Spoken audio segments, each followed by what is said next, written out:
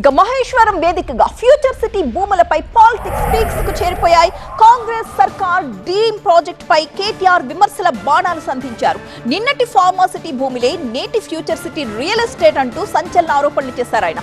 అయితే కేటీఆర్ టూర్ కి ముందే మహేశ్వరంలో ఒక పొలిటికల్ హీట్ పెంచుతూ మాజీ మంత్రి సబితా ఇంద్రారెడ్డికి కాంగ్రెస్ ఎమ్మెల్యే మల్రెడ్డి రంగారెడ్డి ఒక బహిరంగ లేఖ రాశారు. మహేశ్వరం నియోజకవర్గంలో జరిగిన బీఆర్ఎస్ కార్యకర్తల సమావేశంలో పాల్గొన్న కేటీఆర్ ఫ్యూచర్ సిటీపై కీలక వ్యాఖ్యలు చేశారు. గతంలో ఫార్మా సిటీ కోసమే అక్కడ భూసేకరణ జరిగిందన్నారు. ఎన్నికల ముందు ఫార్మా సిటీని రద్దు చేస్తామని చెప్పిన కాంగ్రెస్ నేతలు అదే ప్రాంతాన్ని ఫ్యూచర్ సిటీ పేరుతో ప్రచారం చేస్తున్నారన్నారు. ఫార్మా సిటీ ప్రాజెక్టును రద్దు చేసి రైతుల భూముల్ని తిరిగి చేస్తామన్న కాంగ్రెస్ ఎమ్మెల్యే మల్రెడ్డి రంగారెడ్డి హామీ ఏమైందని ప్రశ్నించారు కేటీఆర్. భూములు వెనకకిస్తామని చెప్పి ఫార్మా సిటీని రద్దు చేస్తామని చెప్పి ఇవాళ ఫ్యూచర్ సిటీ అని పొంకనాలు కొడుతున్నాడు. అమెరికాను మించిన నగరం కడతా అంటున్నాడు. ఇవాళ నేను ఒకటే మాట అంటున్నా, ఆయన ఫ్యూచర్కే దిక్కులేదు. రాహుల్ గాంధీ కోపం వస్తే రేపో మాపో అడ్రస్ లేకుండా పోతాడు. ప్రజలకు కోపం వస్తే ఎప్పుడు బంగాళాఖాతంలో కాంగ్రెస్ పార్టీని ఎత్తేస్తారో వాళ్ళకే తెలియదు. అట్లాంటిది ఈయనంట ఫ్యూచర్ సిటీ కడతా. ఇటువంటి పొంకనాలు మస్తుగా విన్నాం. ఆ రోజు భూసేకరణ ఏదైతే జరిగిందో అది ఖచ్చితంగా ఫార్మా సిటీ కోసం మాత్రమే జరిగింది. రైతుల నుంచి సేకరించిన భూముల్ని ఫార్మా అవసరాలు కాకుండా ఇతర ప్రాజెక్టులకు వాడితే బీఆర్ఎస్ ఎట్టి పరిస్థితుల్లోనూ చూస్తూ ఊరుకోదని హెచ్చరించిన కేటీఆర్ చట్ట ప్రకారం కాంగ్రెస్ ప్రభుత్వం చేస్తున్న ఈ మార్పులు ముమ్మాటికి తప్పని, ఫ్యూచర్ సిటీలో ఎవరైనా పెట్టుబడులు పెడితే భవిష్యత్తులో నష్టపోతారన్నారు.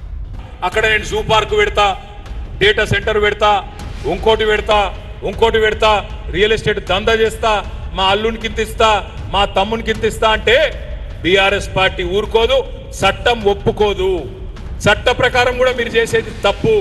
అందుకే నేను విజ్ఞప్తి చేస్తా ఉన్నా, అక్కడ పెట్టుబడి పెట్టాలని చెప్పి ఎవరినైతే ఇవాళ ముఖ్యమంత్రి గారు కాళ్ళు వేళ్ళు పట్టుకొని తిరుగుతున్నాడో, గడ్డాలు పట్టుకుంటున్నాడో వాళ్ళందరికీ నేను చెప్తా ఉన్నా, మీరు గనక లా చూసుకోకుండా చట్టం చూసుకోకుండా ఇష్టానుసారంగా పోతే నష్టపోయేది మీరే.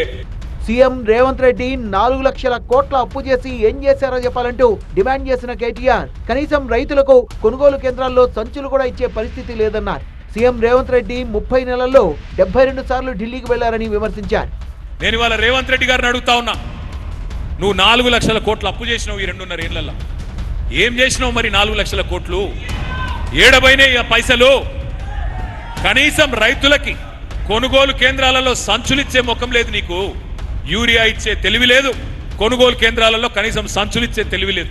ఆయన రెన్యువల్ సీఎం, రెగ్యులర్ సీఎం కాదు. ఆయన రెగ్యులర్ సీఎం అయితేనేమో 5 ఏళ్ళు ఉంటాడు. ఈయనకు నెలకోసారి పోవాలి, కప్పం కట్టాలి, కడితేనే టప్ప పడాలి, టప్ప పడితే మళ్ళీ వాపస్ రావాలి. లేకపోతే కోపం వస్తే ఢిల్లీకి ఎప్పుడు పదవి ఊస్టింగో తెలియదు. కేటీఆర్ మహేశ్వరం పర్యటనకు ముందే తన రాజకీయ వాతావరణం వేడెక్కింది. ప్రభుత్వ పథకాలు అమలు కావడం లేదంటూ సబితా చేసిన వ్యాఖ్యలకు కాంగ్రెస్ ఎమ్మెల్యే మల్రెడ్డి కౌంటర్ ఇచ్చారు. సబితా ఇంద్రారెడ్డిని వదినమ్మ అని సంబోధిస్తూ ప్రభుత్వం అందిస్తున్న ఇందిరమ్మ చీర, ఉచిత బస్సు ప్రయాణం, సన్నబియ్యం పథకాల్ని వినియోగించుకోవాలని సూచిస్తూ మల్రెడ్డి రంగారెడ్డి బహిరంగ లేఖ రాశారు.